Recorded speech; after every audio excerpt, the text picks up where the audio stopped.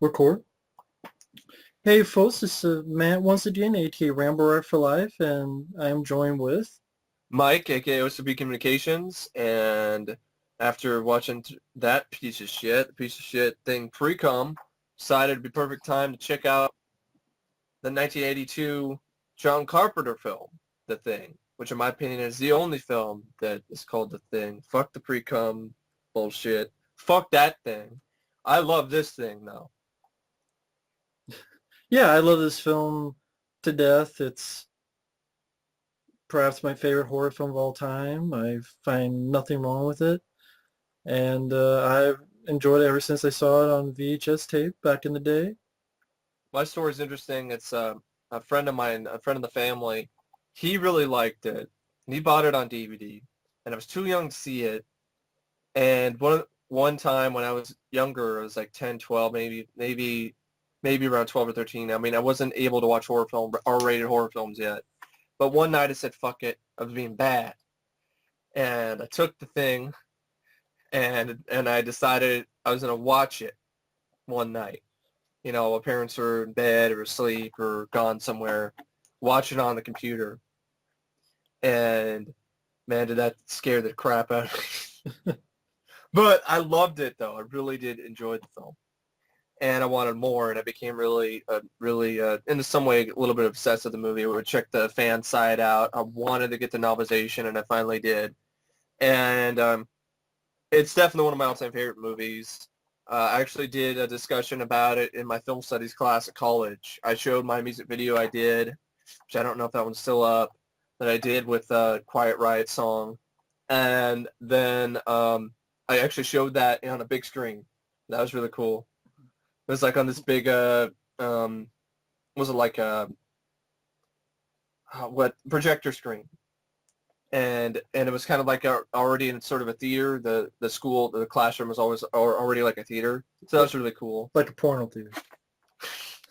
Yeah, exactly. So I've been trying to, I was been trying to get the film on any version, like on VHS, the original 1982 release, or 83.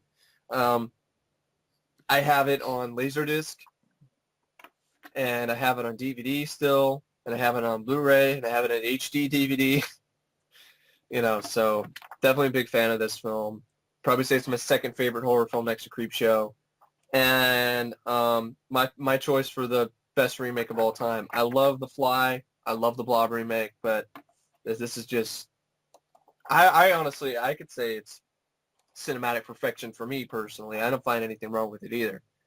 And yeah, have some fun stories too. I'll share with a little bit later about this movie, but yeah, really enjoy this flick.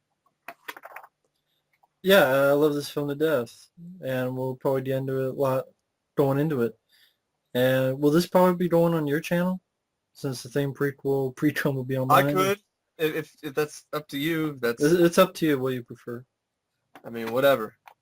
But for those watching, listening, feel free to, whether you're DVD or whatever, press play when Mike counts down.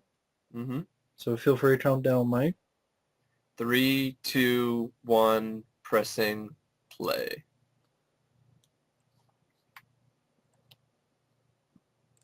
Yeah. And actually, I was wrong when I was talking about the theme prequel. I forgot there was no Universal There logo. was no Universal logo. It was just a Universal picture. With the Ennio Morricone store. Yeah.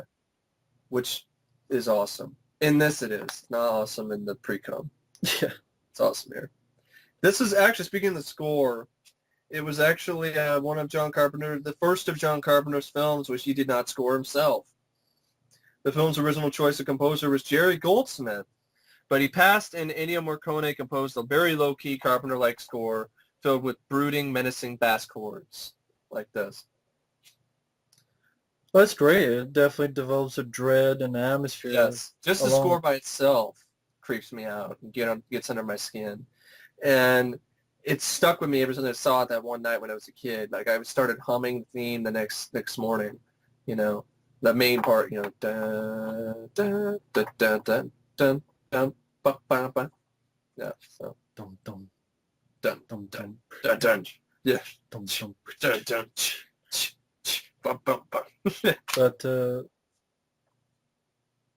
course, John Carpenter, my favorite director.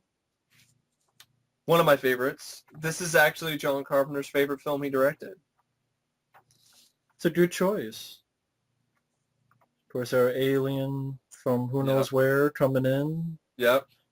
And actually crash, unlike the Yep. theme prequel. And of course, this is a reference to the original theme from Another World, which opened this way, the title-wise. Yeah, the opening title exactly duplicates the original Howard Hawks film, The Thing from Another World. To create the effect of the title, an animation cell with The Thing written on it was placed behind a fish tank filled with smoke that was covered with a plastic garbage bag. The garbage bag was ignited, creating the effect of the title burning onto the screen. Antarctica, winter, 1982. 82. There's that awesome theme. I just love that. Yeah, me too. Love it, really. It just right here, just like it's the end of the world. You just feel it. Yeah, you can feel it. Yeah, it's like, oh, we're fucked. And it's part of Carpenter's Apocalypse trilogy with this. Prince of This Darkness. is the first one, yeah. Prince of Darkness was second, and In the Month of Madness was third. And I enjoy all three of them. But of course, my favorite would be this one. The Thing. And I've said this before, but in case people didn't see it, I am a fan of The Thing from Another World in the 50s. But Carpenter is a big fan. It was a film that he grew up with, saw in the theater when he was a kid. He was a big fan, and he wanted to base it on the short story Who Goes There, which was less of a Frankenstein monster type, carrot monster. It was a lot closer to the original story, which was about, who Paranoia. Yeah. And, can be anybody. Yeah, anybody can be the Thing. And how do I know that I'm not the Thing? And the Thing can be anything. Mm-hmm. John Carpenter comments that one of the bush pilots used on the film was offered to crash one of the helicopters for money. When McReady and Dr. Copper go to visit the Norwegian cap via helicopter, the bush pilot actually turned the controls over to Kurt Russell once the chopper was off the ground. Yeah, they mentioned that on the commentary. Yeah. Because these guys this was built on a glacier, I think. Yeah, and they almost died getting there. Yeah, like the bus would like slide almost off the road. Yeah. But they shot this like on a lot of on location. Yeah, it was actually a real glacier that they drove up to.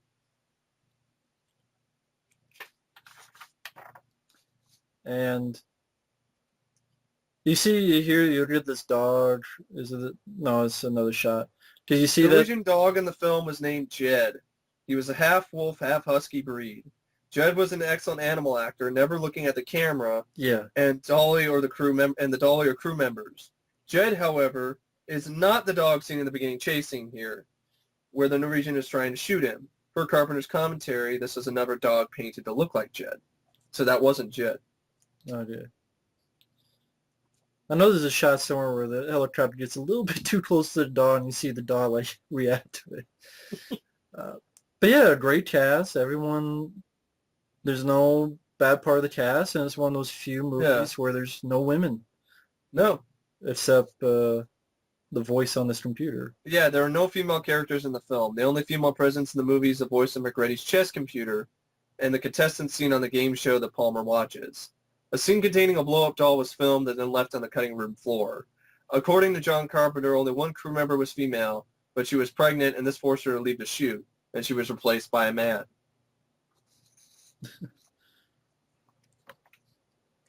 And it's one of those, unusual but interesting things. That it's one of those movies. Not many movies you think of that there's no women. Yeah, there's not very many of them, but somehow it makes it unique. Yeah, it makes it interesting because you don't have to deal with. That's stuff you don't have to deal with. You don't have to deal with. There's no romance. No romance. No rape. Cheating bitch. Yeah. No issue. No thinking about rape or sex or anything like that. No. The movie's actually become part of the culture in Antarctica. It is a long-standing tradition in the British Antarctic research stations to watch The Thing as part of their midwinter feast and celebration held every June 21st.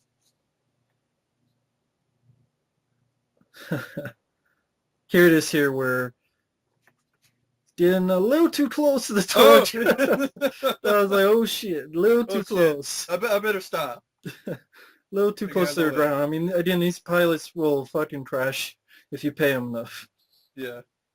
Well, in August 2013, a group of hardcore fans, Todd Cameron and Steve Crawford, ventured to the remote filming location in Stewart, British Columbia, and after 21 years found remains of Outpost 31 in the Norwegian helicopter seen here. And the rotor blade from the chopper now belongs to Todd and rests in his collection of memorabilia from the film. There are people who've been so obsessed with this movie, fans, that they want that bottle of Jim Beam that Kurt is drinking there. Kurt fucking Russell. Kurt fucking Russell.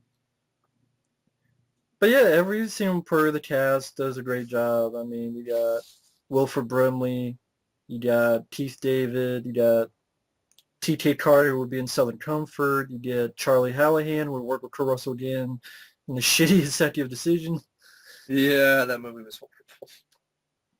AKA a movie where nothing fucking happens. And there's a delay here. They had to do it so that it wouldn't go right under the helicopter for safety issues. Oh, yeah. And because they actually decided to follow the safety protocols, unlike John Landis. And you can barely see it, but there is a hill right there. There's like a little hill right there so it can land. But this is a film that really deals with suspense, paranoia. It succeeds. Yeah. The first time I saw it was really suspenseful. It's like on videotape.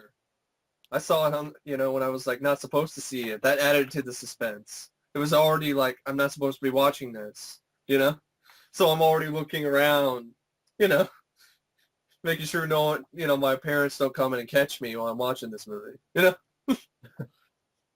So I'm already in suspense as it is, and the movie just amplified it. Oh, a real explosion. Oh, shit. I know. It's not CGI. And you just imagine if you were in theaters seeing this for the first time, you'd be like, well, what the fuck's going on? Yeah. Why is he so crazy? He wants to shoot everyone to get to a dog. Yeah. Like, it's just a dog. What the hell? There's Donald Moffat, who has the pistol, going to shoot him right in the eye. Film got a lot of bad stuff about being nihilistic and way too violent. Oh yeah, John Carpenter it really affected him. This is one of his films that it's not like he's had successes all the time, but well, I mean, when you're called the pornographer of violence, and then I know, you get fired from he was going horrible. He was going to do Firestarter, and they fired him because this film bombed. Yeah, critics. According to John Carpenter in an interview. He takes all of his failed movies pretty hard, but this is the one that disappointed him the most. Not only was the movie a box office failure upon release, but both critics and the audience, to Carpenter's shock, panned its gory effects and bleak tone. He was particularly upset when the original movie's director, Christian Nyby, publicly denounced Carpenter's version. Well, I'm sorry. 82 is better. I've seen The Thing from Another World. I like The Thing from Another World. This one's better. It's the best. I agree. But, of course, that was the summer of E.T. Yeah. Which didn't do it any favors. You have Richard Masur. He would be in many films like Stephen King's It and Dad and License to Drive. And each one of these characters we mentioned before has a little something to it. Clark, Richard Masur, who seems more with dogs than humans. Yeah. And actually, he really did form a really tight relationship with the dogs on the set of the film. So that it helped with the... I never noticed, and it took me a while to notice that he actually has a nose ring. Yeah, I know, that took me a while too. But yeah, you were saying? Well, yeah, I was just saying, like, that was in the documentary. He formed a bond with the dogs, so it kind of added to the performance of the film because it was genuine. It was funny. For those who've never heard the commentary, you gotta just in this scene, Kuros is like, Wilford is a long way from those. What's those commercials he does? Diabetes commercials, yeah. Or Yeah, oatmeal. Like Quaker Oats. Yeah, he's a long way from those oatmeal commercials, isn't he? Russell says that. yeah. T.K. Carter here, who would be in Southern Comfort, Walter Hill. This is some fun tunes later. Superstitious. And Favorite word, Norway. David Clennon, who I think would be on a TV show. Palmer, right? Yeah, Palmer, David Clennon there. I think he'd be on a TV show like a lawyer or something.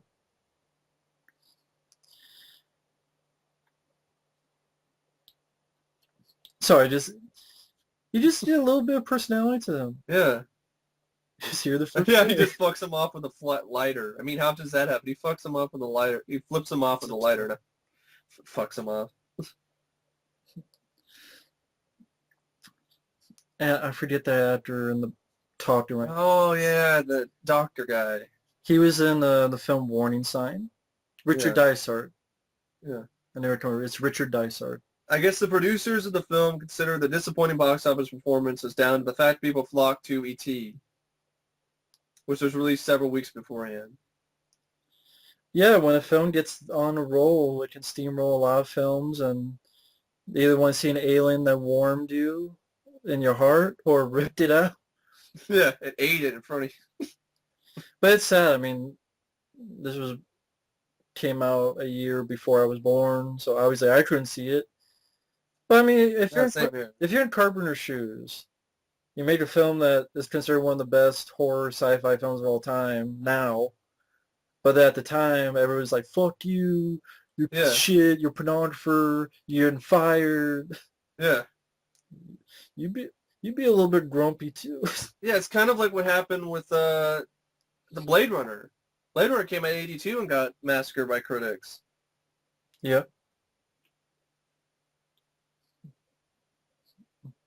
Yeah, what we mentioned earlier, it doesn't have a Universal logo. Well, it's one of the few films that doesn't. Well, that's fine because it keeps it within the tone of the film off the get-go.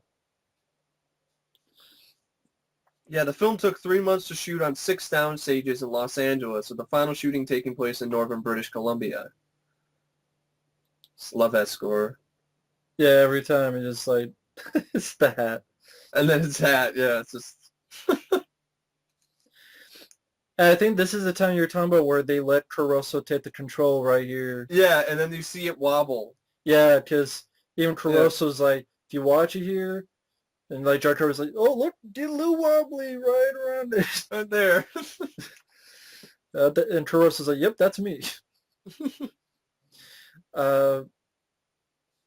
But the film's budget was substantially bigger than the average horror film at the time. Friday the 13th had a cost of mere $700,000, while John Carpenter's original Halloween had only been around $375,000. Yeah, they actually built this set. Yeah, it actually looks real because of that. In the original version of the film, the cook is listening to Stevie Wonder's Superstition, like right here. Mm-hmm. But because Universal couldn't secure the rights to the song, it had to be replaced on the home video release. Universal has since renegotiated the licensing to Stevie Wonder track. That's why we're hearing it here. Well, I guess they couldn't do it for the Blu-ray to put the whole fucking documentary on there instead of just... No, I know, that was really shitty. So I gotta keep both the Blu-ray and the DVD. Thank you, Universal. Or whoever the fuck did that. Now I gotta keep both. I love this shot where it just showed... It reminds me of Alien. Remember where they showed... Oh yeah, just shots. The beginning, the Nostromo ship just getting the environment, so you can know the environment. And look at this dog. He never looks at the camera. He pauses. He's never looking. Get to a point here. He pauses, and then without looking at the camera or fucking up, he then gets a serious face, like the thing, like, okay, here's next, and then boom, goes in. I guess that shadow was not meant to be anybody particular from the cast. It was just meant to be somebody, some mysterious shadow. To be honest, I think that's when David Clennon gets it, because that looks like a shadow of David Clennon for me. Yeah. I didn't know that the first time, but when I rewatched it, I'm like, that looks like David Clennon's shadow. Even this piece of score is well done. I mean, the whole score. I mean, the whole score is excellent. It's my favorite score by Ennio Morricone. And, the matte paintings coming up, I think are well done, and no one uses matte paintings anymore. Albert Whitlock, Yeah, who did the matte paintings for the birds. yeah. Good matte paintings, but no one wants to ever use them anymore. No. Because Yeah, this part of the score. it's too cheesy, or whatever the fuck. I guess Nick Nolte actually turned down the role of McCready as McCready? McCready. McCready. He turned down the role of McCready as did Jeff Bridges. Well, Jeff Bridges will go on to work with him in Starman, John Carpenter. Yeah. I'm glad Kurt Russell fits it very well. He does. He's the best Probably my choice. favorite. I'd say it's my favorite Kurt Russell movie. Is it that or Big Trouble in Little China? I like Big Trouble in Little China, but I'd say The Thing. Yeah. It's a slight nod. He's Swedes. They're not Swedes, they're Norwegians. The Norwegians, Mac. See, that's what we're talking about when we're talking about Yeah. the theme prequel. There's a little levity. Yeah. It's not comedy, but it's a little levity to make No. And then also the score and the lighting. I mean, look at it. I mean, even the way it's lit, and then you have all this, it's all frozen over, and I understand, yeah, this is the aftermath of the Norwegian whatever camp, but it's still lit like a haunted house, yeah, but like a good haunted house. Just to me, John Carpenter, the reason he's my favorite is that when you see a film, you know John Carpenter did it, whether it be the lighting or even the feel of the music, even if he didn't do the score himself, or the using of the camera, the glides, I forget what, Panavision or what, he has a very Steadicam or... very unique style. Yeah, and it's... that's why I just say it's old school. It just... No one wants to do this kind of stuff anymore. It looks so fake now because of that, though. I know. That's why it's just cynical, today's movies, because I'm like, it can be done. They did it here. And it was better. Why can't they do it? I'm not saying you need a repeat, like a remake. Yeah. But what worked? Use it. Don't just disregard it. Yeah, learn from history, you know? And of course you get the suicide, which is a crazy idea. Suicide, blood, it was so cold it froze. I remember that really sticking with me. Rob Bottin, we should mention him. Oh, yeah. Excellent. He was only 22 years old when he did the makeup effects for this film. I think he had previously worked on The Fog. Yeah. With Carpenter. He played one of the pirates. He played the head pirate, I think. Blake. I think he might have done some of the effects, but yeah, you're right. He did the... Stan Winston also worked on some of the effects in the film. Yeah, particularly the dog sequence. The dog sequence within that flower of tons, so to speak. And I guess the film was actually originally banned when it was released in Finland. Yeah, I know it was part of the, not the actual video nasties, but like, if on videotape, you couldn't really sell it. You won't get fined, you won't get imprisonment, but they'll come in and take the video away. So it was one of those movies like Friday the 13th, Wow. 2. If you're a video nasty, if you had it, you would get charged, go to jail or fined. And if it's another set, which this was, they'd come and just take it, whether you're working at a video store clerk or whatever. Well, fuck it, it was worth it. Yeah. It was worth it for those Finnish gals. The stage, to give the illusion of icy Antarctic conditions, interior sets in Los Angeles and Los Angeles sound stages were refrigerated down to 40 degrees Fahrenheit, while it was well over 100 degrees Fahrenheit outside. Yeah, you get all that breath. Like right there. Yeah. And like it's funny, we just saw the prequel and like this set just looks more Oh, it does. Well, atmospheric. people are like, well, it's the aftermath. That's why. And I'm like, well, you It could could still be atmospheric. Yeah, it'd still be atmospheric. It's atmospheric in there. And then you have this shot here. Well, it looks like real ice. Okay, I don't see blue. I was wrong. Yeah. I don't see much blue like was in the No. theme prequel. Great score again. Yeah. Yeah, it's sad that this film bombed, but a lot of good movies bomb. Go Even fucking now. figure. Yeah, Edge of Tomorrow, Dread. Just the shitty movies that reign supreme. But Exactly. and yeah, that ice looks real because it's there. I know, God forbid.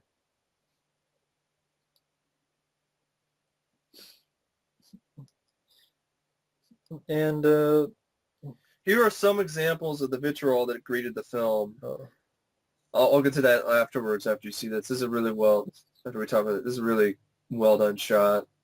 Way it pans up and then, the split face, which yeah. it looks better here. See, that's what I'm talking about. We were talking about the prequel was useless. It tells the whole story here. Yeah. You And know, there was an yeah, axe. Something happened. People there's an died. accident, people died. And I like There's that idea of mystery. That's why I hate shit like Hannibal Rising or the Leatherface, whatever, Texas Chainsaw, the massacre at the beginning. Great, great transition there. well, the prequel. Yeah, because they have to lead you by the hand and explain Yeah, everything. So yeah, so there are some movies that want some explanations, but sometimes mystery is just fine. exactly. But what you were saying about the vitriol, Yeah, some examples of the vitriol that was greeted the film. David Anson in Newsweek called it an example of the new aesthetic, atrocity for atrocity's sake. While Alan Spencer for Starlog contended that John Carpenter was never meant to direct science fiction horror movies. He's better suited to direct traffic accidents, train wrecks, and public floggings.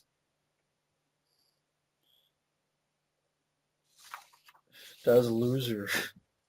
Wow. Yeah, when you hear all that, what people, you wonder why people are, well, why is John Carpenter so grumpy? I fucking wonder why.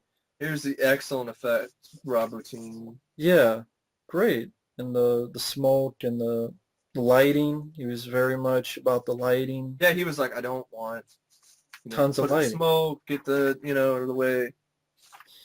and the goop. Yeah, run a bunch of KY jelly. But the guy did a great job, and there's a lot of films that didn't do well. They Live was in theaters and it got pulled out for some reason. Yeah. Big Trouble in China flopped and didn't deserve it. This film flopped and didn't deserve it. And About the Madness did nothing. No. In this scene here where, does he start cutting it open soon, right? Yeah, Well, Wilford Brimley was the only cast member in the scene that was not initially grossed out, because they actually used real animal organs, and that's yeah. just such a great shot here. Oh yeah, it's great, beautiful. I Yeah, just say it beautiful. yeah, beautiful. It's a work of art. Yeah, on the commentary they mentioned when Wilford Brimley did the scene, Wilford said, "It's like cutting a deer." Yeah, because he was so used to gutting animals and removing organs because he was a cowboy. Yeah, that dog is just like staring. And that's a great acting performance by The that fucking dog. dog is a good actor. That's the thing. Yeah, Better than actors in today's movies. Shit. hey, man. And yeah, like Donald Moffat, the sort of leader, but he's not. Like, Well, speaking of Donna Moffat, in addition to Lee Van Cleef, Jerry Orbach, Kevin Conway, Richard Mulligan, and Powers Booth, they were all considered for the role of Gary before Donald Moffat was selected. hmm.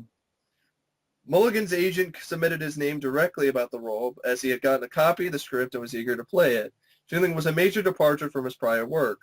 Booth was a consideration, and they were toying with Gary's age being comparable as to McReady's. Mulligan was also considered for Palmer. Yeah, this is the scene where everyone was like, ooh, gross. Yeah. Even as a kid. And this is a good example of using blue lighting. Oh, Okay, yeah. it's actual blue lighting. It's not Photoshop filter, blue filter. It's actual blue lighting. Yeah. Wow. Well, you also get the red lighting from the actual Yeah. flares. Because they had to use actual flares. Exactly. Great shot again. Just But think about it, you put all this time and effort, and then when the movie comes out, it just gets completely Well, annihilated. Bottin almost got sick too because he put all this stuff in that later scene. Here's the stuff where they're watching, these Yeah, these game shows they watch, shows. I already know who wins. So, I know I how know this how this one. one ends. That's why. That's why I think they people. Why do they have flamethrowers? Well, if you're this bored, why wouldn't you have flamethrowers and have fun? Fuck yeah, Exactly. I'd have a flamethrower. Rob Bottin actually headed up a team of over 40 people to work on the effects of the film. Well, I mean, there's a lot of people who consider them still the best special effects ever. I think it's the best makeup effects I've ever seen in a film, definitely. And guess what? Not nominated for an Oscar. No, I know. That's unbelievable. I think E.T. won or something, Yeah. but not even nominated. No. It's considered one of the best ever, and not even nominated, let alone one. It's considered the best ever.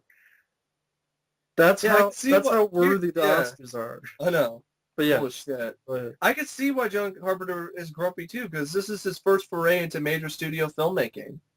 And after this, I think he stopped doing that, right? He said, no, I'm not Well, doing he it again. did Big Trouble in China, which was Fox, Yeah, and then Fox didn't do shit for advertising, and yeah. even on the commentary, like Caruso got a phone call from not a phone call, but met someone's like, "When's your movie coming out?" And it's like, "Well, we're looking in the trailer, we can't find it. We can't find your movie." And Caruso's like, "Well, it's out now. What are you talking about?" That's horrible. But yeah, that film flopped, and he went to. That's after that is when he went to Prince of Darkness and They Live and more lower budget sort of independent stuff. And after this, he pretty much made Starman to quote pay amends for the thing. I'm gonna make a good alien movie because he got He fired from would. Firestar. He should never been fired from Firestarter, no matter what happened to it. He was a better director choice than Sidney J. Fury. Well, I think Mark L. Lester Marco Lester, did sorry. Firestar. Well, Fury, Firestar. So. Oh yeah, I think this is part of where the Stan Winston. Yeah, Stan Winston did Maybe the not this on one, but this. Well, oh, that's great. That's yeah, that's like it's a great makeup effect. still holds up. It's just, holy shit. Dog's so scared. It's like fuck this. Here's a jailbreak. Exactly. Yeah, I mean, Wow. I still think it was happening for real. yeah. I remember when I saw this on VHS, every time a scene like this happened, I would rewind it, videotape Yeah. out 2 or 3 times to rewatch it. So that's one of those things where you had the scan lines then. Yeah. Especially the Norris scene, which will be down the Yeah. road. But and that I don't know what it is. I don't know. That stuff is sprayed on the dog. I think it's like I don't know. Maybe it's stuff that And I McDonald's love that uses. just subtle use of the score in the background during this Oh scene. yeah, yeah. I think Stan It just it builds up and helped on the builds up. scene. Yeah, because it's all darkness. It doesn't show you everything. Subtle. Unlike the prequel. Yeah, exactly. I mean, that scene was well done. Dogs are just like, the fuck out of here. I think that was just like someone dangling ropes. That's all it was. That's all they did. Had someone That's dangle ropes. ingenuity. Ingenuity. Well, it's like, what someone says, you don't need a big car. You can just get like a candy box and put it on something and roll it. Or get a Yeah. wheelchair and put the camera on it instead of using a big fancy camera. Uses beer can to knock the I don't know, but it's weird and pissed off. yeah, Coming up here. speaking of Macready, McCready, yeah. McCready, sorry. I'm so used to saying his name differently, I guess, over the years. Clint Eastwood was one of the possible actors. Wow. Yeah, to play. Uh, to be honest, he would never do this kind of movie. No. I think he just would have walked out or he would have said something. Yeah. It's not his And time. then speaking of Childs, Childs was Bernie Casey, Isaac Hayes, Jeffrey Holder, Ernie Hudson, and Carl Weathers were all considered for the role of Childs. Wow. Hudson almost landed the role, Huh. but he lost it to Keith David. And later, That's Stan Stan Winston. That's Stan Winston. And also Leviathan was Stan Winston, so. Yeah. I know, Ernie Hudson almost got it. Wow.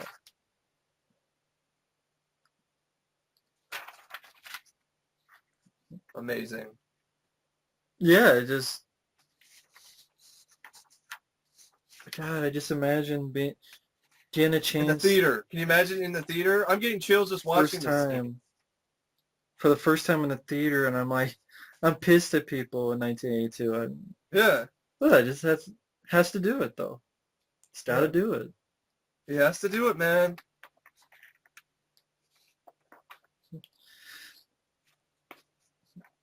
And just like it's, I'm just shaking my head how awesome that not shaking my head how bad it is. I'm just shaking my head how awesome it is. I'm just like, oh my god, it's like yeah, just speechless. they don't do the same. I remember the first time I saw this, I was just like, mouth was just jaw dropping. My jaw just dropped. Yeah, burn it, Charles, burn it.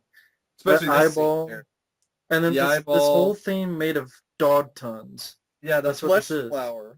The flesh flower that attacks Childs right here is actually an incredibly detailed effect. Its petals are 12 dog tongues, complete with rows of canine teeth. Yeah. Effects designer Rob Bottin dubbed it, if I can find the dang friggin' Rosebud. Rosebud. It's just the pissed off cabbage. And as anyone would be stunned. I was stunned when I saw this scene for the first time. And this thing, they don't do this anymore. No. Why? Sucks. I have I'm no idea. stunned that they don't do this anymore. This is a film from 1982. And it beats the pants off of any CGI effect I've ever seen in any movie. It does. Came out this year. It does. I don't understand it. I don't. I just... Like you said, you can't do any better than real. Like, actual real Because it's real. It's latex there. and it's actually there on screen, not Real is added real. later with a computer. Yeah, because real is real. And, the budgets get bigger and bigger and bigger, but they just don't want to do this. Like, They don't want to do this. I don't know why. I don't know either. You know, And then how people would say that this shit was just violent and gory for the sake whatever. And, well, it's weird. They get it now. They just didn't get it then. I mean, that's a work of art. Yeah. They just didn't get it. It's not. They're too busy sucking. I guess Donald Pleasance was the original choice for Blair. But Pleasance was unable to perform the role due to a scheduling conflict. Interesting. Of course, Donald Pleasance worked with Carpenter on Prince of Darkness. Of course, he worked with him on Halloween. Right. I mean, because he didn't get to work with him on this, they later worked on Prince of Darkness, and I mean, even that. I mean, just... yeah. And the thing is, you know a little bit of each of these guys. Yeah. And it didn't take that long for you to learn that right there. That's Oh yeah. great shot. Great It effect. is. And right here is where the distrust starts. How how long were you with that dog? Because you think about this, 1982, this was around the time you had something called AIDS coming around, starting around. It's like, oh, well, what is AIDS? Well, it's this thing that you don't really know how someone gets it unless it's through the blood, and anyone can have it. You can have it. This person you know can have it, and it's this deadly, thing that could be in anything, anybody. Exactly. And I'm surprised no one caught on that when it came out, that aspect of it. They do now, but for some reason. Just now, I mean, not when it came out. It was like, Halloween, when that first came out, people shit on it. And then there's one critic is like, oh, wait a minute. Then the other critics followed suit. Wait a minute. Halloween is this and this and this. And this is what the people who did the prequel didn't watch. is this scene Yeah. where they're watching videotapes of the Norwegians doing any of this shit, including standing around the fucking saucer. Yeah, and where's the chick? She's In behind the this scene camera. here. She's filming it. Okay, Well, okay. I don't know. Where's the other American guy? They're not there yet. See, this was an homage to the thing from Another World, this shot here. And they're around, above ground, not in a cave. And the saucer's right there. Yeah. And they plant thermite charges, and that blew up, which was an homage to the thing from Another World, because they did that and it blew up the ship. And then they found Yeah, they the thing in the definitely did ice. not. See, right here, none of watch this is in this the scene. prequel. None of that's in the prequel, and the ship fucked up. And this is where they go to find the ship, and why it's fucked up is these thermite charges. But apparently in the same prequel, they're fucking idiots because they didn't watch this movie. They're doing a prequel on. That wasn't needed. Exactly. It's fucking right there, folks. I mean, Yeah. 37 minutes in. I guess the sound effect of the Antarctic wind was actually recorded in the desert outside Palm Springs. I think the interiors were shot at the studio, of course. Yeah. But I know come up you have some good Albert Whitlock matte paintings. Yeah. Which you didn't. Another thing they don't use nowadays. No, because they say, oh, it looks exactly like a painting. Although they use digital mats, which is basically is the evolution of paintings. And yes, some of these Matte painting. some of these digitals look even faker. Yeah. It's like, why don't you just use a painting so it does a little bit of a retro feel or whatever the fuck you want to call it. Yeah. That looks fine. That looks just yeah. fine. They did that a lot in Star Wars films, the original Star Wars Yeah. trilogy. Before George Lucas came in. And Yeah, George Lucas. George Ludi. Yeah, George Lucas. CGI'd it all. Said goodbye. No more. So George Lucas, you say goodbye to this. And say fuck it.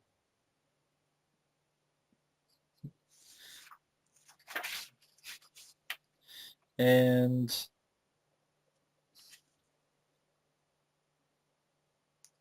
sorry, just it just takes me back to a time of filmmaking that It's long gone. yeah. Workmanship and people, matte painting, people were hired to do the matte painting and all of that. And Hiring people for their acting, not because they look good. they're on a fucking magazine cover for the 15-year-olds. Yeah, that is, yeah. Like nowadays, if they did a film like this, it would be like a fraction of the budget, direct to DVD. It's the Thing prequel. Well, yeah. Look, a good-looking girl and a good-looking guy, And of course, this is an ode to the theme from Another World, right here. and There's there's the blue ice. There's your blue. But not in the in the theme prequel in the. And of course, still more awesome Ennio Morricone music to just Yeah.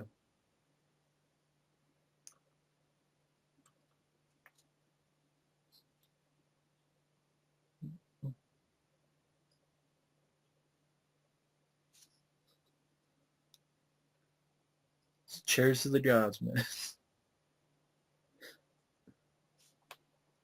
It Cheers to Gods reference to the book. Right here. It's the gods, man. Um, Separate the old South America. But the Incas, everything we know. I think in the commentary they mentioned that David Twain thought maybe his character had taken acid while Yeah. Vietnam pilot. Well, I guess early in the scene earlier with the dog thing, Yeah. Stan Winston actually declined screen credit because he didn't want to take away from Rob Bottin's work. Yeah. I know John Carpenter wasn't sure of that previous shot because Wilford Brimley was against the wall, but then the camera went behind him. But it works for the shot. Yeah.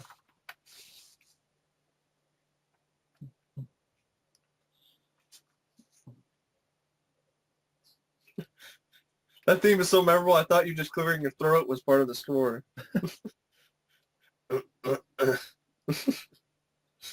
In the Asteroids game, I know the people on set played that a lot.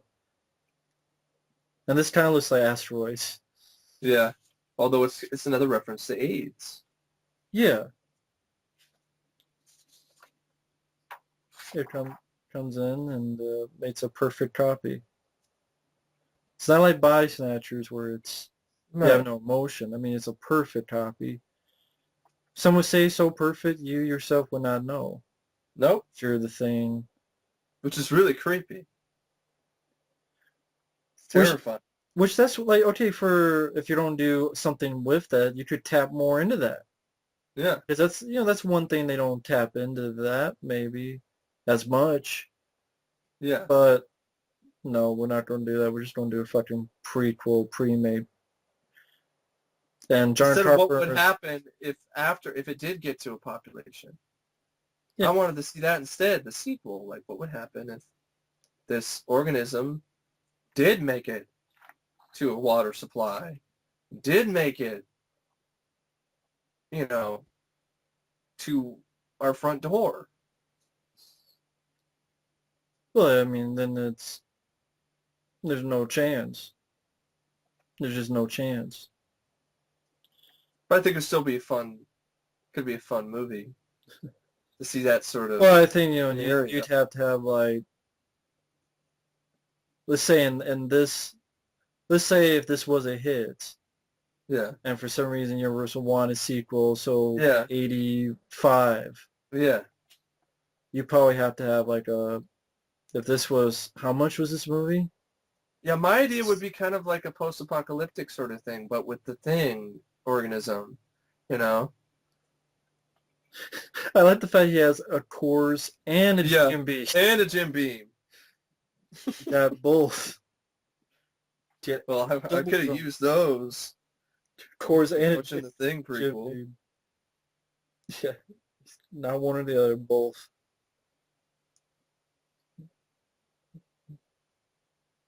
I mean, the score is so great in this movie. I could just listen to it by itself and Yeah.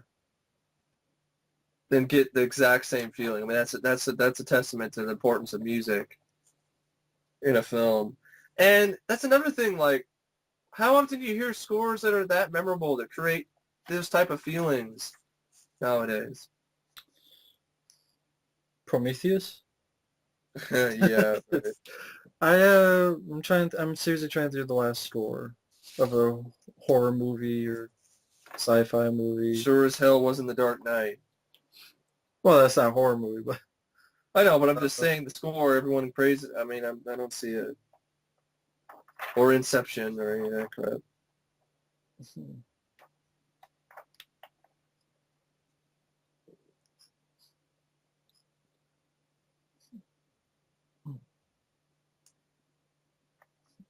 I guess Rob Bottin worked so hard on this film that he was suffering from exhaustion after he was done.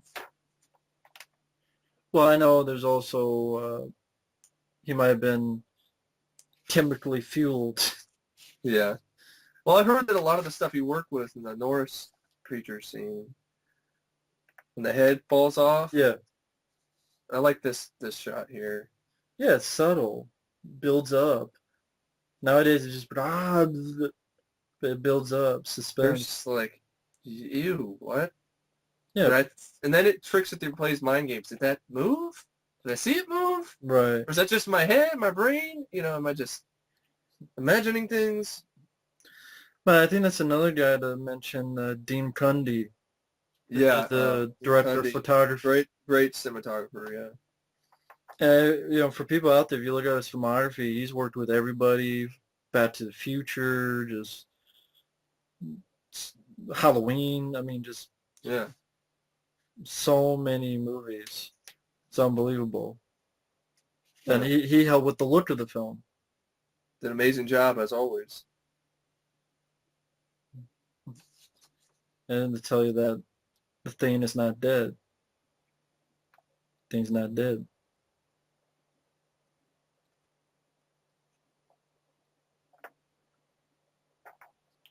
That's another thing is, And that's one of those oh fuck moments. And then it was really handled really well there though. Thing's not dead, and then that's another thing. there's not even a word. Kurt Russell doesn't say anything. He just That's another thing. Some of these scenes, just the yeah quiet. yeah. That's how you build the dread. That's how you build the suspense. And it's also got a faster pace. And Yeah, it's 46 minutes in. I'm not bored yet. no. And then, I mean, walking on that. Yeah. Seeing it try to do it in a subtle manner to take over this guy. It wasn't And then the streaming. way it's lit too at night. I love the way the lighting is. Yeah. I guess producers Lawrence Truman and David Foster's first choice of director was John Carpenter. This, however, was rejected by Universal as they had Tobe Hooper under contract. Hooper submitted 2 screenplay drafts, neither of which were liked by the powers that be. In the meantime, Ridley Scott and John Carpenter's Halloween have both come out and become monster hits, so Universal reconsidered and hired Carpenter. Huh.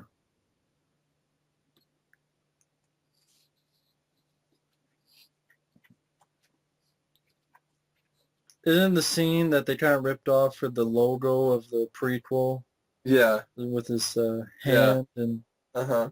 And I liked the way the scene is shot. I liked that you heard the alarms going off, and I think you still hear a little bit of them in the background while you hear the score.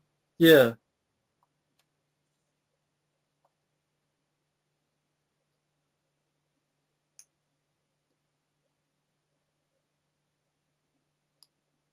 It's like a bit, what the fuck? Yeah, I know. You're like, what the hell?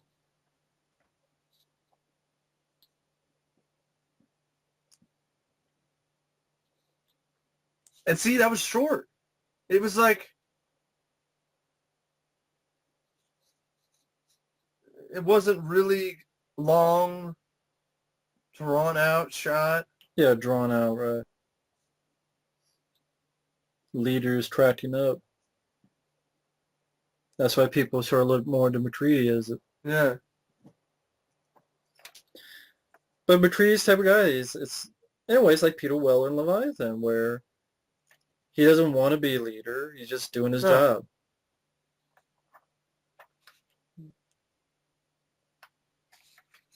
Well, I even heard that originally it was part of the screenplay that McCready was like a former Vietnam pilot, Yeah. helicopter pilot. And I guess the British Columbia town of Stewart that was chosen the main location, as it was snowfall, as it is the snowfall capital of North America. The camp was built in July 1981 in anticipation of filming commencing in December. The temperature ranged from between 0 degrees Fahrenheit and negative 15 degrees Fahrenheit during the shoot. It cost the production $75,000 alone just to keep the cast and crew warm in winter gear. Huh.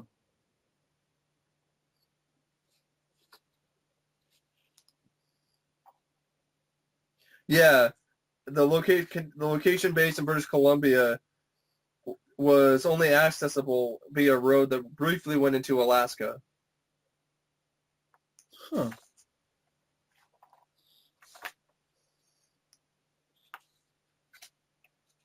Great shot here. Pan up. Score. Just love it. Yeah, I mean, it's... Sometimes there's no words. You just Yeah, sort of just, you're just sort of speechless. enjoying the movie. And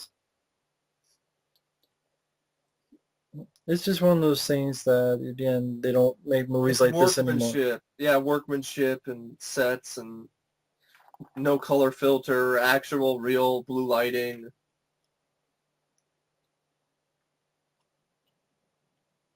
Good Type of actors. actors you never see cast anymore who look like real people, real everyday people.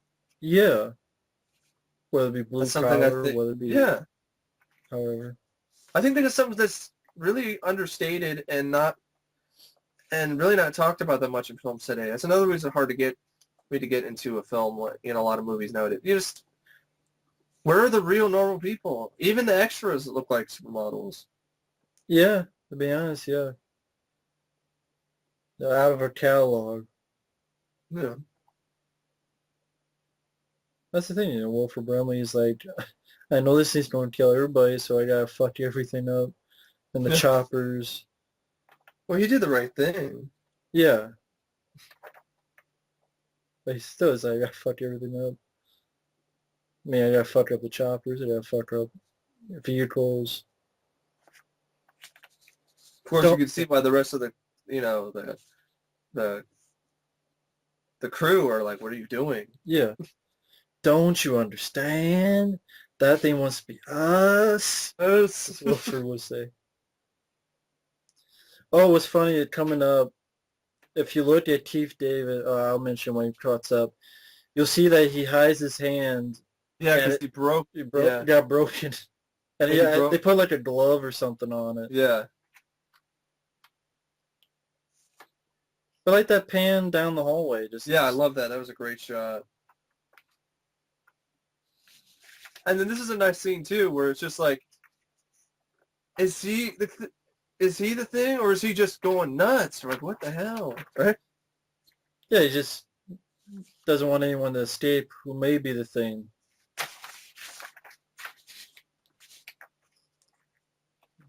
Just Wilford Brimley. I love to see Wilford Brimley going ape shit is. Yeah, here it is. Here he's hiding his arm right behind it. There you go. Yeah. He got in a car accident. Yeah. That's why.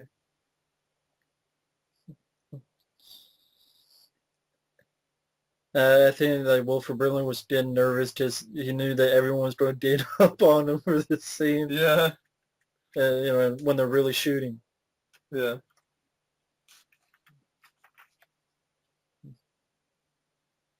And this is also a role you never really saw him do again, this type of role. No. Understand? That thing wanted to be us. Us.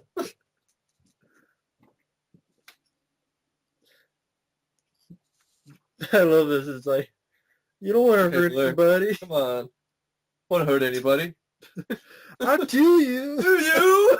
I don't know why I'll kill you. And then he throws the gun at him. This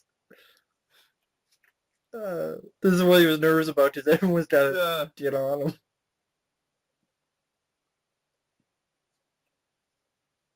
And punch him. Boom. Boom. He's not having a good day either. No. Windows. Yeah, he broke one of his hands, Keith David. That's why he wears gloves throughout most of the film. Yeah. He broke one of his hands in a car accident. And the gloves are needed to cover up his cast. And something else that Wilford Brimley did. He had to get rid of the dogs. And this is a good kid. He was the silent guy, so you could see why you would have suspicions about him. He was with the dogs. And he was with the dogs. More than people. Yeah. But then the twist is you find out he was... And I think that's why Richard Masur took that role. He wanted that role. Yeah. This is what he said in the interview. The terror takes shape? Yeah. Excellent documentary. Yeah. You can't get all of it on the Blu-ray for some reason. Yeah, some of it. But all of it's on the DVD and the HD DVD. Yeah. And is it on the Laserdisc? Yeah. Yeah. I don't know who to trust. Why don't you just trust in the Lord? Trust. This is a good line. Trust is the hard thing to come by these days. It's hard to come by these days. Why don't you just trust in the Lord? Trust in the Lord. Wash Clark, do you hear me? Or what? Wash Clark, do you hear me? Watch Clark. Watch him closely, do you hear me? Clark Kent? Like, do you hear me? Do you hear me? I think here he's human, But then it's when he comes back, Yeah. it's acting all funny. Well, I guess even John Carpenter and Kurt Russell both admit that after all these years, they still do not know who has been replaced by the creature and when. Because again, And that's great. if it's doing it perfectly, then That's a great, mystery. That's a great, setup. The prequel doesn't even do that. Prequel, because it just gives it away. I think even Keith David says here, right here.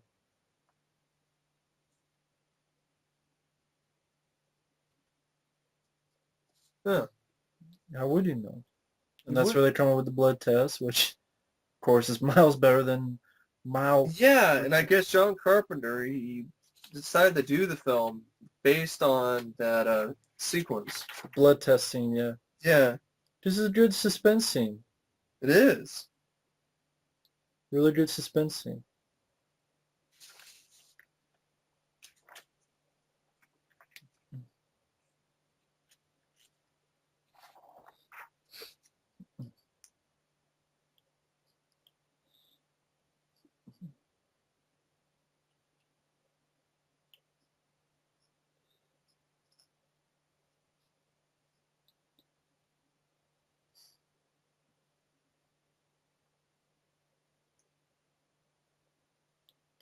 This is referencing an earlier scene, but the Norwegian camp scenes were actually the charred remains of the American site from the end of the film. Oh, okay, yeah. So they shot those scenes probably last. Yeah. And the location shoot. Suit. But imagine, like, you shooting this scene, you gotta have all these fucking people there. Yeah. And then you have the whole thing where, Leviathan did borrow some elements of the movie. Yeah, It's still really entertaining, fun flick. Yeah. You're telling me this goddamn Dracula on board? Gone, bitch, we're still here. If you don't borrow, might as well borrow from the best. Yeah. It's like Maybe complaining about the Alien 3 script. It's too much like Aliens. Well, that's... Yeah, God forbid. People like that movie. Is that a bad thing? Really? I guess. We see by the prequel standard, he can't be the thing. He's got near a nose ring. But, well, I guess it did replicate that really easily. If they said down to the last detail.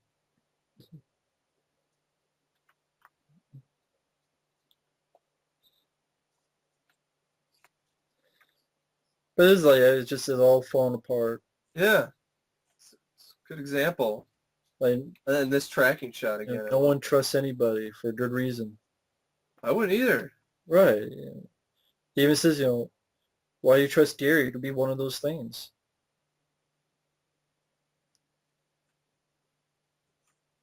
I always felt for Windows. Yeah. He has like the shittiest job probably on the base. Yeah, I mean, he got knocked out, and then what's going to happen to him later on? Yeah.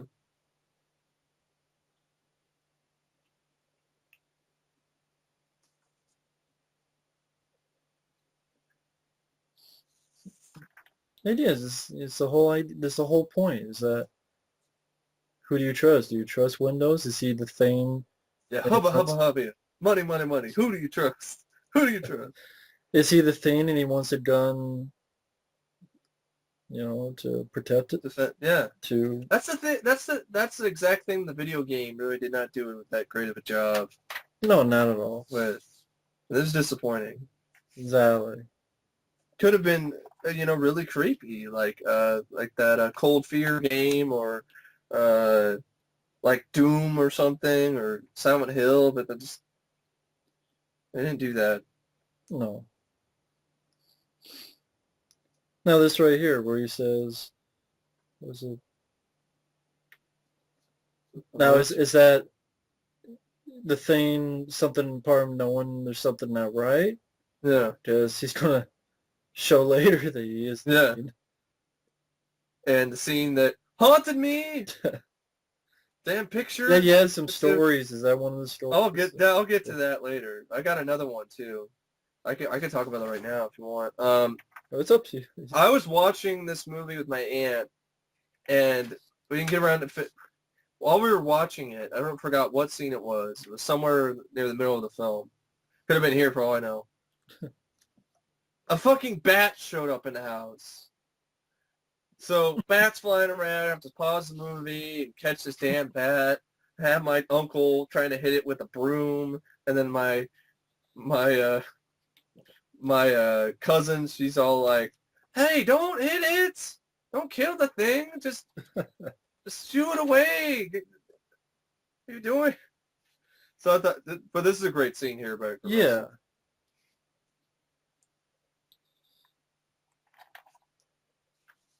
Yeah, if it tastes over, it has no more enemies and it's won. then it's one. It's A lot better than the scene in the prequel, which tried to. they're doing the same scene.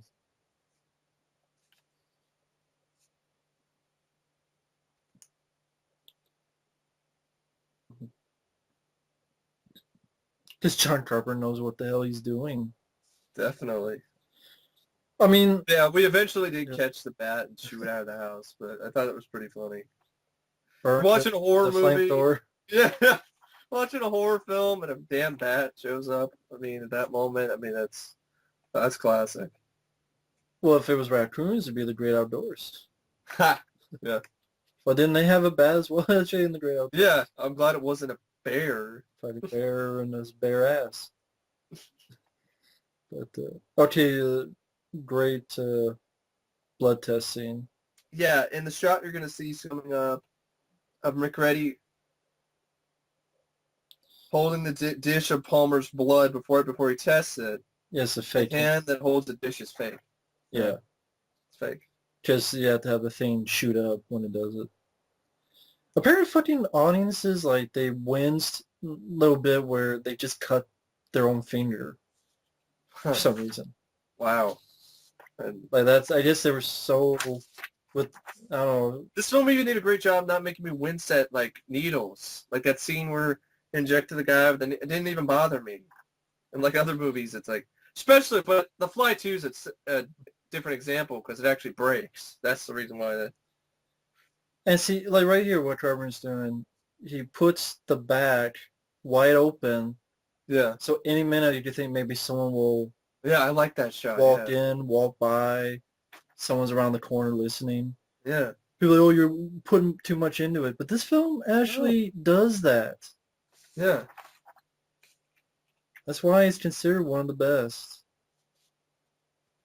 Because there's actually stuff you think about for a fucking reason. It's there. It's not out of thin air. What's interesting, the novelization has some different stuff going on. Like what? There's like one scene where I forgot exactly who the characters are, but they end up going away on these snowmobiles, and there ends up being a scene where the thing attacks them up from underneath the ice. Oh, yeah. And also, you get Knowles. Yeah, Knowles' death is a little explained in the novelization as well as some storyboards. Yeah, T.K. Carter, who's the roller skater. He ends up going up against a box of some, and then the thing pops out of the box and eats him. Yeah, like his arm grabs him and pulls him like out of frame or something.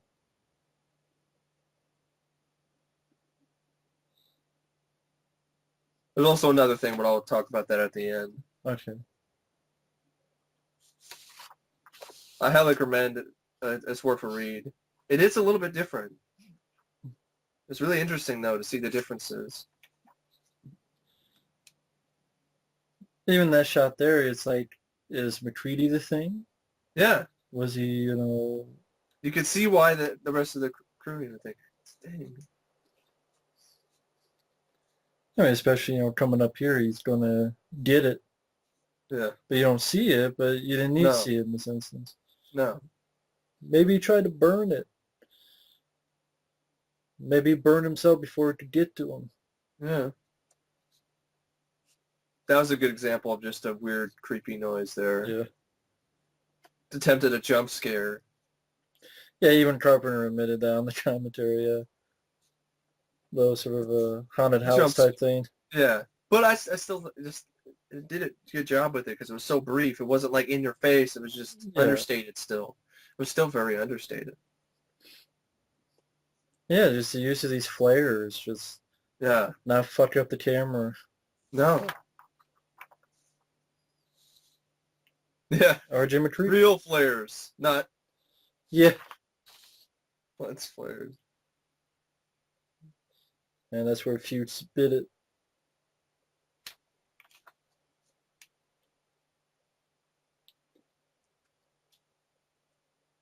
Of course, David Klein is like, I don't want to go with Windows. Yeah. I I'll don't go want with to go with Charles. Windows. I'll go with Childs. I ain't going with him. I'll go with Childs. Fuck you, Palmer. Got the bullshit.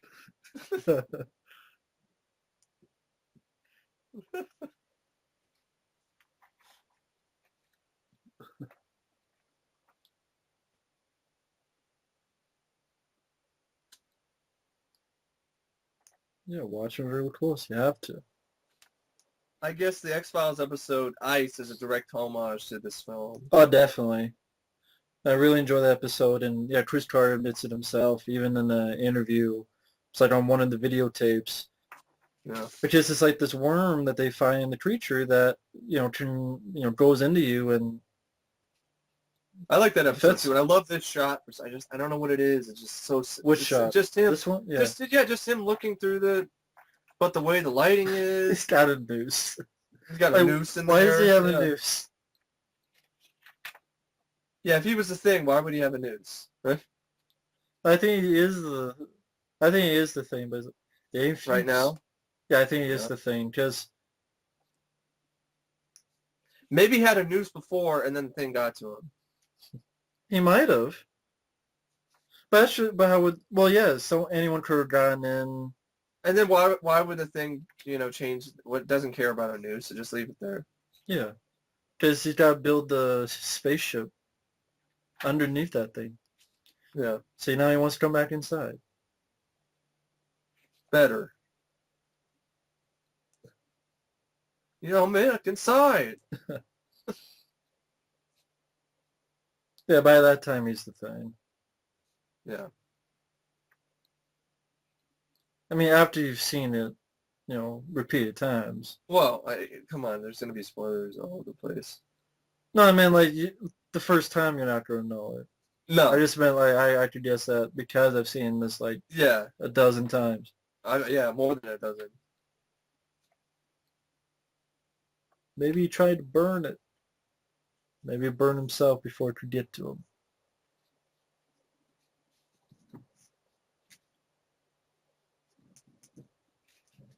You've definitely seen it more than me. You actually remember all of these lines. It's just a favorite of mine, and Yeah. I mean, it's right one of there. my favorites too. Like right there, suicide. Yeah. Imagine you actually commit suicide I don't know. Maybe I before would. it becomes the thing. Yeah. Like, would you have enough time? I guess you would. Yeah.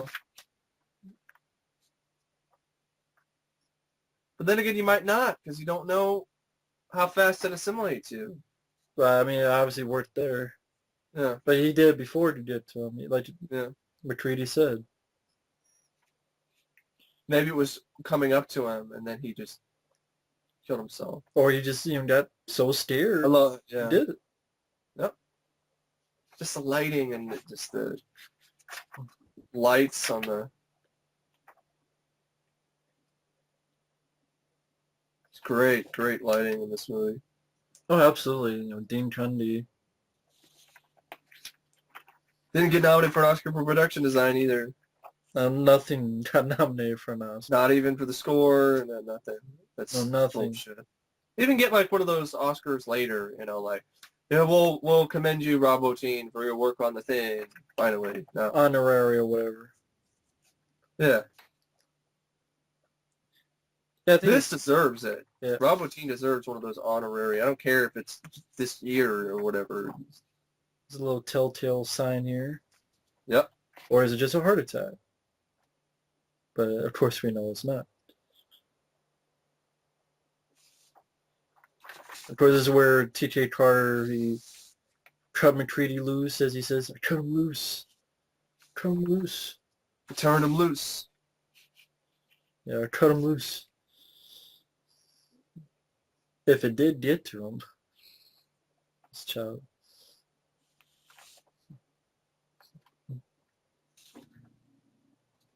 And that's where he finds the rise of the future. So, maybe the thing put that in there to frame him. So it's Yeah. thinking, it's See, maneuvering, it's thinking. It's not some dumb jump scare monster. it's using his brains.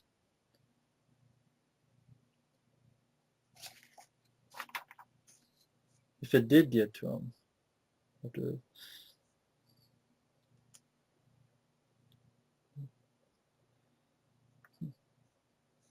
And David Klein is always on Windows. Yeah. And Widow's like, I don't blame Widow because you feel bad for him, man. Everyone had like hating him, giving him crap. That's a nice shot of just the door opening. Yeah. Well, wiggling. You're wiggling. Yeah. And a homage to like the suspense like scenes in like Halloween and things like that. And this is where I like where it's like, Childs, what we're wrong about him? Right here. Hells, what if we're wrong about him? Wrong. Wrong. Just really like cold-blooded to it. Yeah. Well, then we're wrong. Oh, he's got a point. That he's wrong. Yeah. I mean, this is, you're fighting for survival here. Yeah. Can't choose sides. Right. Or whatever the hell you are. This is the opposite of like The Shining. Instead, it's Yeah.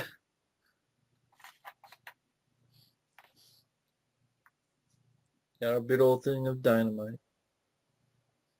it's just me and Holy Ghost. Watch, burn me. Back off. Milk duds. Oh yeah, on the left hand, the boxes, milk duds. Milk duds. No evil Pepsi. Oh, it's good.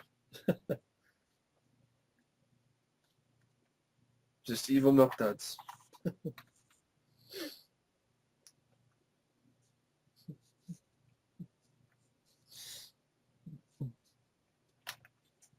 I think I remember when I first saw that. That's the jump scare that got me when I was a kid. That.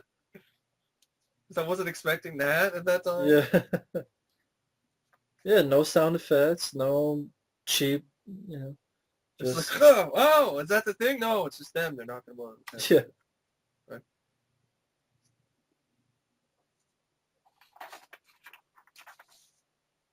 Now we're getting to the dock scene.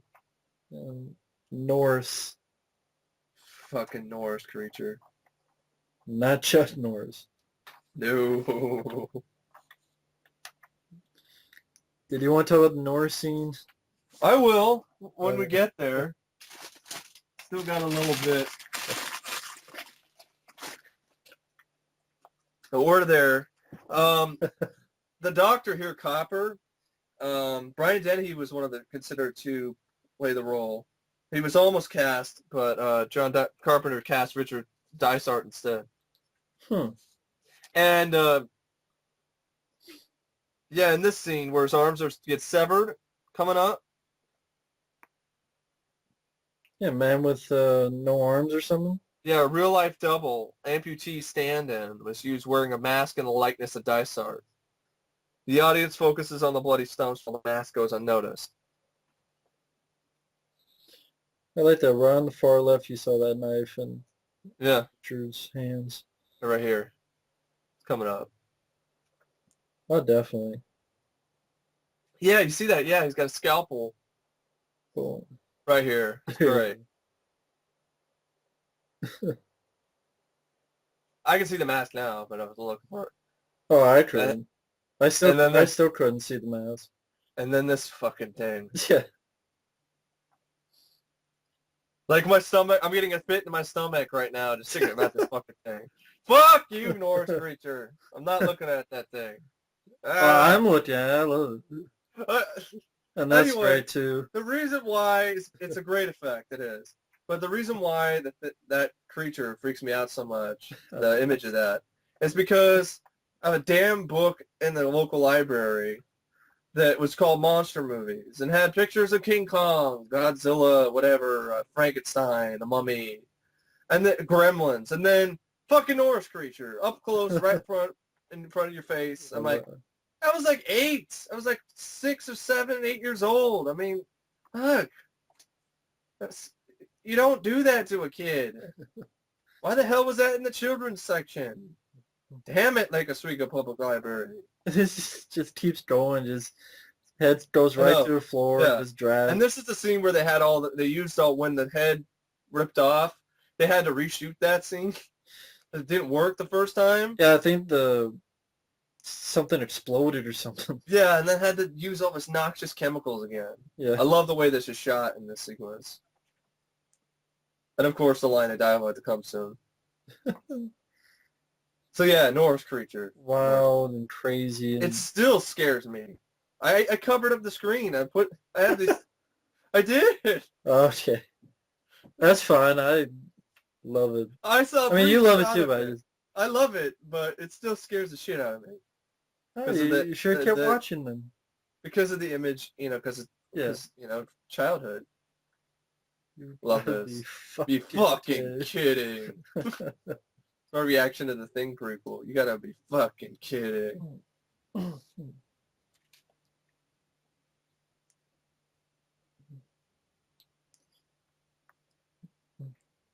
That's my reaction to the critics of this movie when it came out. You gotta be fucking kidding. Pornographer of violence. You gotta be fucking kidding. I use that line all the time, in relation to shit. Oh yeah, tie yourself up for your health. For your health.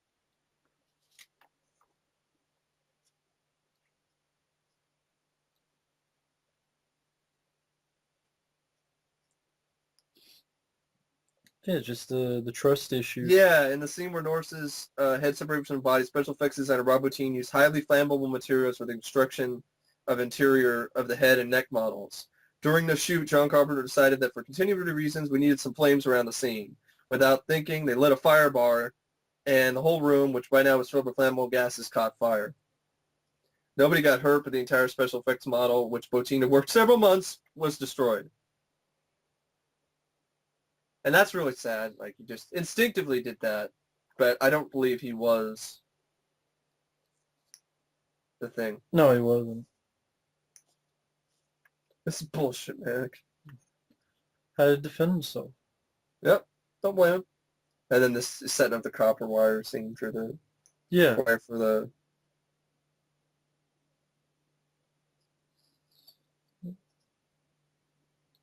Well, I guess Knowles' death was actually shot, but Carpenter didn't like the effect, so he cut it. He left it ambiguous. And then he name drops the title of the film really cleverly there. Yeah. For the first time. You never really heard of. Yeah, we won't find out who's the Thing. Yeah. Love the pan shot of everybody's faces. It's great. I thought he had said that before, though. Yeah, he did. Yeah, some other people did, but they still did a good job with it. Yeah. I can see why Carpenter, looked at this scene and said, yeah, this is why I want to do it. It's a great suspense. It's a ticking clock. Yeah, it's like... It could be anybody. Yeah, people were like, oh! Yeah, people were wincing on this, and it's like, even Carpenter's like, it's just tubes, folks. It's just... Oh, yeah. If someone has a tube and squeezes it. We're not wincing at the later scene where someone's head rips open and with teeth. And I think they're wincing at that, but just that yeah, little things like that do it. Yeah. Sure. But again, this film just got everybody's different, castrated, and every film's different. Like right there is just there. I can see that a little bit because that's right near that's up close and near. That maybe wince a little bit. Yeah. It's just a tube. I know it is. I know. I'm just. It was really well done. Yeah. It was right near his thumb, and I think maybe it's because it's real. Looks like it's actually cutting real flesh, not like a rubber creature or anything like that. That's why. And then because right after that you're already on suspense, then the rest of the scene is even more suspenseful because you're already on edge. You're already on edge already by this point in time because of all that shit that's happened. You're like, what the fuck? Yeah. What the fuck is gonna happen next? I mean, one of them's a thing. They have one of them is a thing in the room. What the fuck is gonna happen next? At least one of them. At least one of them. It could be more. What the fuck? Yeah. But I do like the conclusions that any part of it would survive, fight to survive, Yeah. even the blood. Yeah. It's a really interesting idea. Yeah. Really clever.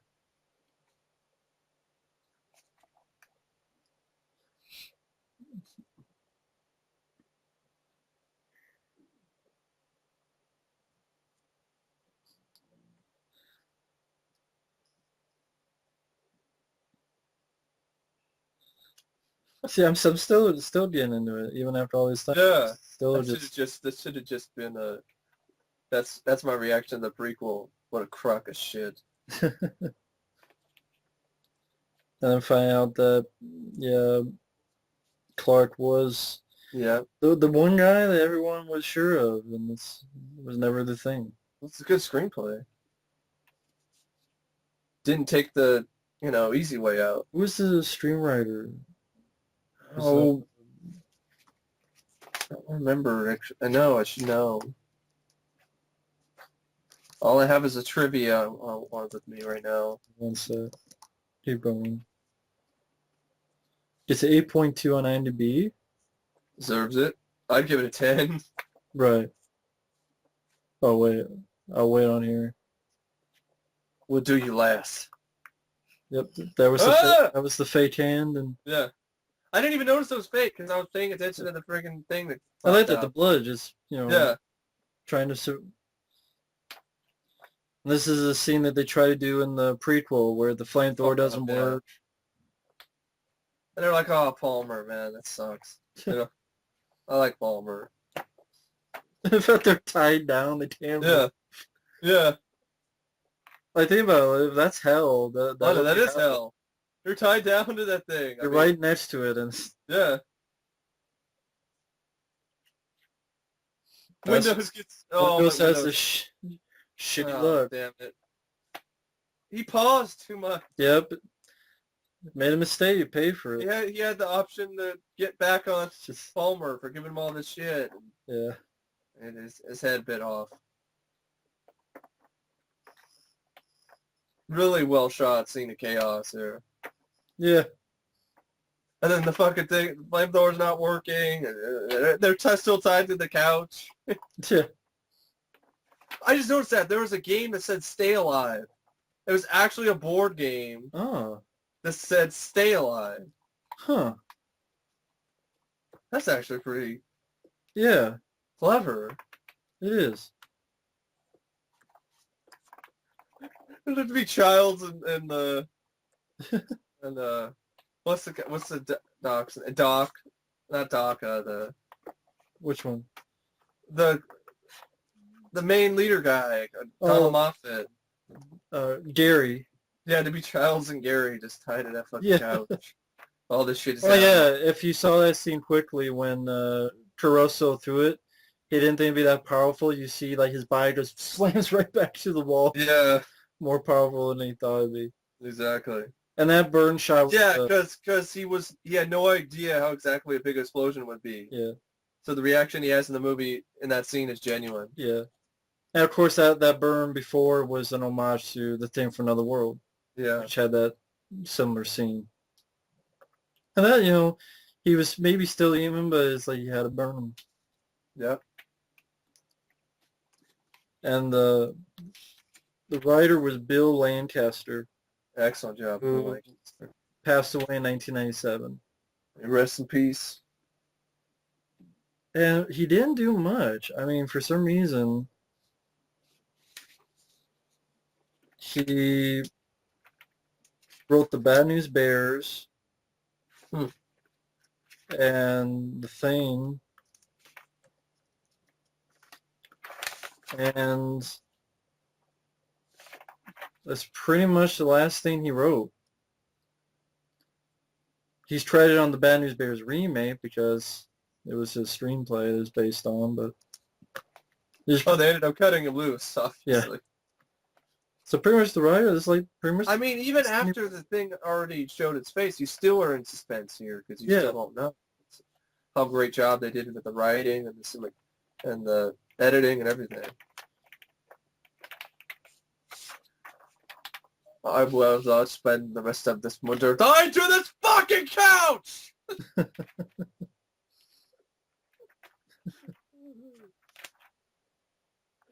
Oh, love that. There's moments of levity that are really good. Right. I guess poster artist Drew Struzan created the poster for this film basically overnight and without looking at any publicity photos. Huh. Well, it's a classic poster. It's an excellent poster. One of my favorites, to be honest. Yeah, It's so simple, too. It's not... it is. It's ice, this person with light coming out of its face. Mysterious. It's a great way to, there's a few others I've seen that showed actual little bit of the effects or whatever. It was like a foreign poster. Yeah. It's cool too, but I'd love to have that poster too, the Drew Struzan poster. But this is where they find out what Wilford Brimley's been doing. Using like helicopter parts and stuff to build this spaceship.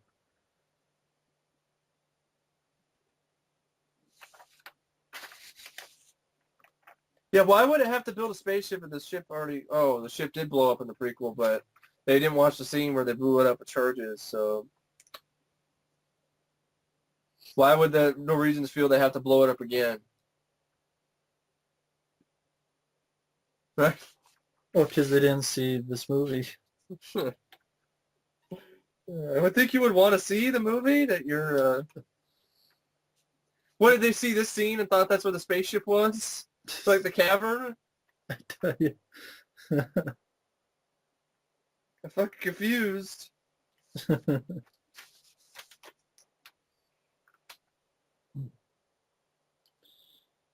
this is, yeah. Although I don't know what he was going to do with this. Was he really going to fly out in this little spaceship, I guess? Fly out of here. Be like a land speeder or something?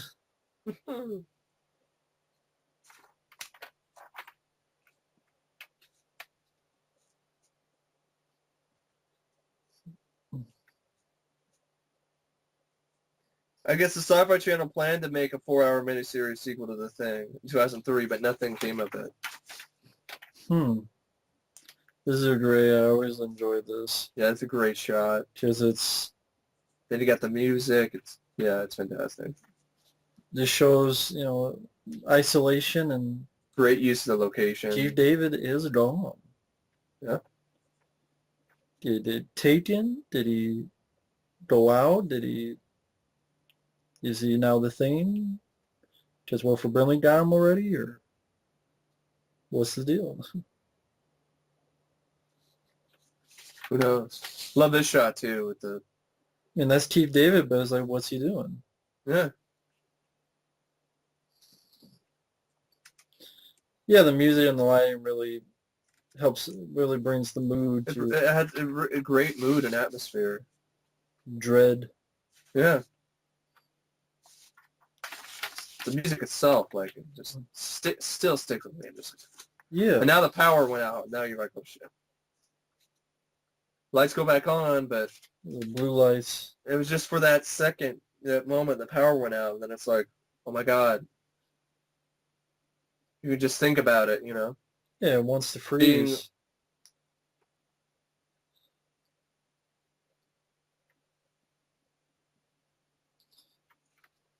Yeah, it wants to freeze.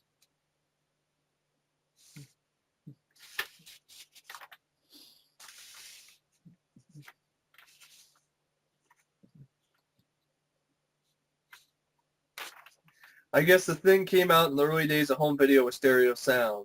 It also came out during the time videophiles began to learn how to decode matrix surround track encoded on the Dolby stereo films by the use of a left-minus-right decoder with delay applied. The Thing was one of the main films that were recommended to test out the setups due to the aggressively directional stereo surround mix, especially in the opening helicopter chase. The Thing was among the first movies advertised that it had a matrix surround track on its packaging for the stereo soundtrack versions. Practical explosion there. I don't think that was a miniature either. That it blew up an actual... No, I mean, they really do start blowing up the camp because, like you said, they used the burnt remains for the Norwegian Yeah. that was earlier in This the film. bulldozer, this is actually originally going to be used in the novelization. It showed McCready, or how am I doing McCready. McCready, okay. Damn it. Showed McCready using it against the monster, the final monster creature at the end. Interesting. Yeah. So the climax is different. I'm not sure if they could have done that though. I know. Unless I guess it doesn't work with the plot because they took out the gas tank and blowing it up, so yeah. it doesn't really work with the plot, so. And it's all practical. They're actually blowing shit up for real. Yeah. Like, what a novel idea, right? Especially nowadays. Yeah. Isn't that pathetic? It is, but it's true. It is pathetic, but it's just true. It's real is real, but no one wants to do real stuff. I think it's because of laziness. Yeah. Why do Because that when we can risk people's stuntmen's lives, although that's what they love to do? even then, like, I don't think that would, if you're careful enough, that wouldn't be... Yeah, it wouldn't be a problem, because they probably aren't even in the room when that explosion is happening. It's another edit. Right. They just shoot it where they throw the dynamite in, and it's not, and then they cut in the next scene where where they actually blow it up. Exactly. Controlled demolition. I like this lighting of just the flare and sequence here. And look, they actually made it look like they actually were in the cold for a long time. The prequel didn't do that either. They looked perfectly fine, no frostbite, no cold on their beard, no anything. Frost and yeah. No frost, nothing. Yeah, that's true. Except that one scene where they had the two guys who had been out in the cold for a long time. But think about it. You still are you're in a enclosed space, but you still have to go in and out all the time. So yeah, there would be something.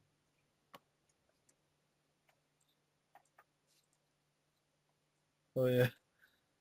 It's gone, McCready.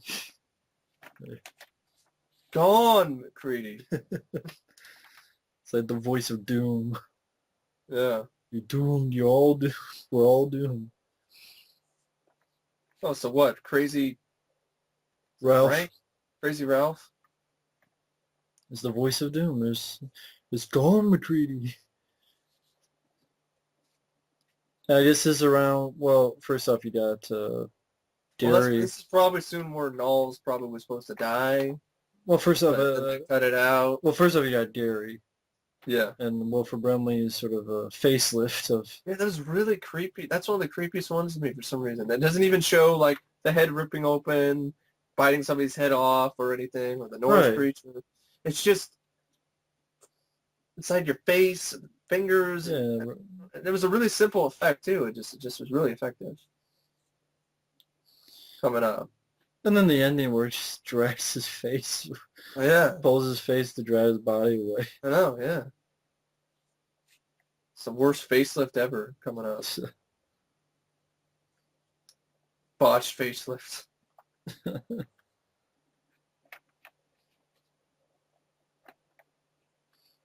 And then it does a good job building up, too, because it's like, fuck, see? Right, excellent. Made my heart jump there. Yeah, there you go. This is a simple effect, but it's so effective. And then Wilford Brimley just looking, no emotion. Right. So effective. Unlike the stupid shit where the hand comes off in the prequel, CGI hand, sucks some dude's face. Here, it's a lot more effective. That jump scare actually worked for me, anyway. And I've seen the movie many times. There's that face. Yep. Facelift time. Yeah, this is where Knowles, T.J. Carter. Was supposed to get it, probably. Yeah. But then it just leaves it ambiguous how he got it. But I think he did get it. He died. Well, yeah. If he didn't, then he was in there when they exploded. Yeah. Oh, God. So, yeah, just McCready calls for him, and he would have said something. Yeah. He would have, definitely. But it's a set for this, reveal. I can't believe in all these years I always keep fucking up the pronunciation of his name, damn it. That's just It's fine. greedy. Yeah, he calls for me. He doesn't hear anything. Yeah.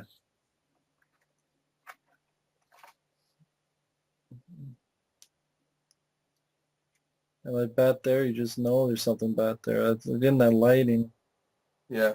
the mood. Something the prequel had none of. Exactly. Devoid of atmosphere, devoid of mood, devoid of everything that made the 1982 film so memorable, let alone such a freaky, scary, memorable horror film. Yeah, it had it all going for it. I mean, thing you said at the beginning, this is one of the films, like horror films, I consider pretty perfect. It's a great movie to watch in the dark. A little bit of that was stop motion, I think. A little bit of that, and Yeah, this right here, yeah. stop motion here. But there's more footage in the DVD and Yeah. scenes. Cut it off because John Carpenter wasn't that. How'd it look? Well, And also, and that's great. That's excellent. Yeah. This Rob Bottin, it was real. I mean, and it's part of also because the way it was lit. See, a lot of makeup. I've seen a lot of cheap, low-budget movies with makeup effects. Its design isn't that bad. For example, the movie The Power, the 1984 film. The designs aren't that bad, but they just light it. They put too much light on it, and even Rob Bottin said that. I don't want it to have so much light on it that looks like rubber. You too. Yeah. Fuck you too, Oh. kaboom. Real explosion. They really blew that shit up real good. Yeah, blew up the whole fucking place. Blew the whole place. To use as for the Norwegian camp burned down. Yeah. I guess certain characters had different fates in the original story by which the film was based. In the story, Gary and Clark are assimilated and revealed to be things during the blood test scene. In the film, Clark is killed without ever being assimilated, and Gary remains human before being killed and presumably assimilated by the Blair during the climax. Well, that's just like the movie. I don't know what this is. Stupid. Norris remains human in the story, gets the final line of dialogue, but is assimilated in the film. Oh, interesting. Oh, they're talking about the book. The booster. That's what. No, I know. I love this shot. I love the score here. I know Carpenter mentioned that someone asked him what would happen if he would cut the film here. Yeah. And yeah, that just wouldn't work. No. So there, Yeah. Well, also, according to a story that first reported on Reddit.com in February 2013, when asked about the ambiguous ending of the film, John Carpenter responded that he never understood how there could be any confusion about whether Childs or McCready were human or not, because the last McCready, damn it, it's the habit. Childs and McCready are human or not, because the last scene shows Kurt Russell and Keith David staring each other down, harshly backlit. It's completely glaringly obvious that Kurt Russell is breathing and Keith David is not.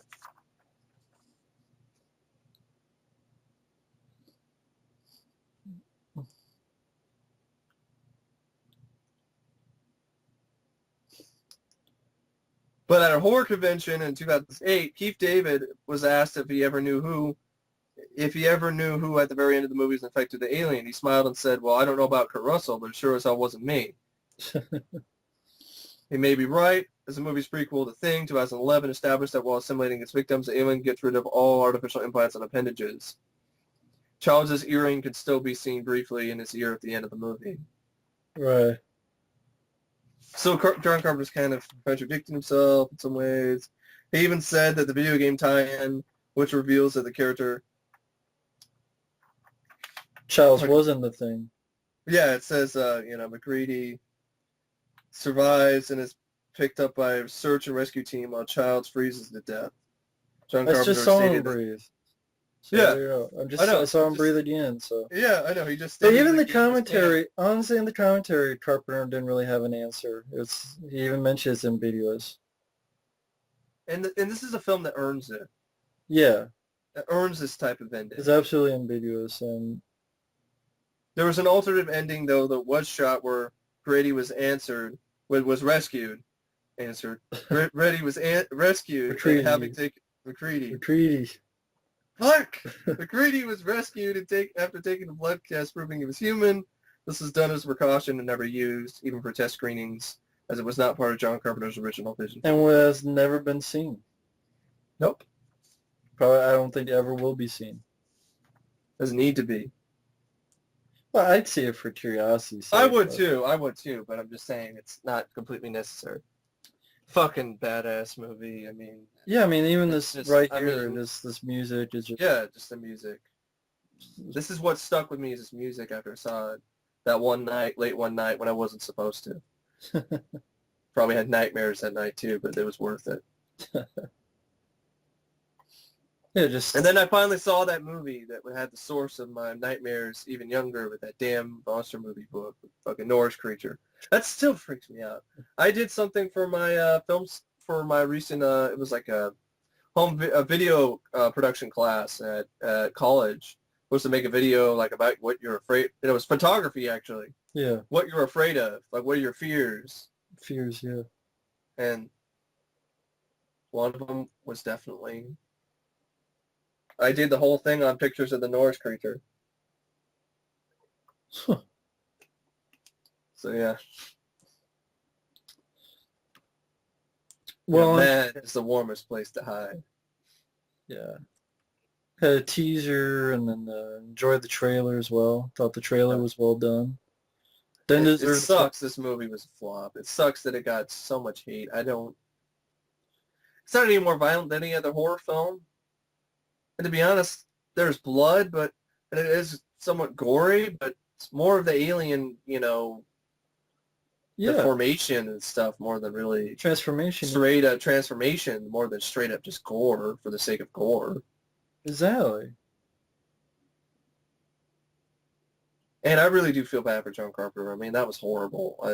What the hell? That was not okay and not necessary and mean-spirited by a pornographer of violence and then firing him for Firestarter. I mean, and I think he wanted to do My Science Project or something like that, but then they wouldn't let him do that, or Final Countdown. So, no, it was a Philadelphia Experiment he wanted to do.